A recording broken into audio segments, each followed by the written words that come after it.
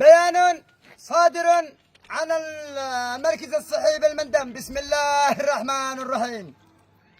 الأخ رجل المال والأعمال والتعاون الخيري. إن رجل مال والأعمال أهلا أوفقكم. قد تبصروني رجل مال والأعمال. أبو حيدر العلقي. والله أني عاك الريال لا وفقكم. نود الإحاطة بأن المركز الصحي المندم بحاجة ماسة إلى جهاز سونار. خلنا نشغل الناس.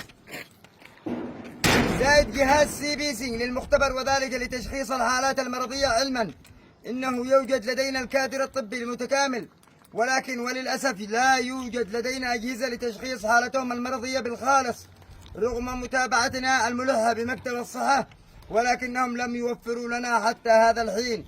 وكما تعلمون أن هذا المركز الصحي يخدم 3 عزل ذو كثافة سكانية هائلة مجانا، وهم عزلة الحوج، العدني، وميتم، وعزلة المعشار.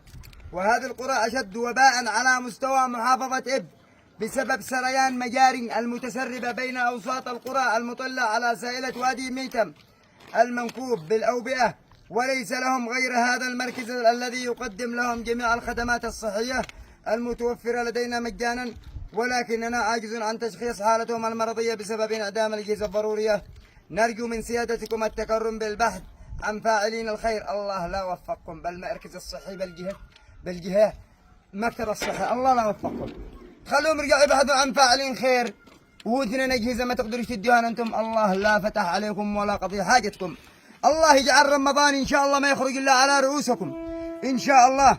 وبالنسبة للمجاري حق وزارة البيئة هذا حق المجاري والهذا قلدكم الله. أين البيئة اللي قد جي من المنظمات حق إعادة التدوير؟ بو بيئة قد جي حق منظمات إعادة تدوير المياه من الأحواض المائية حق تمام.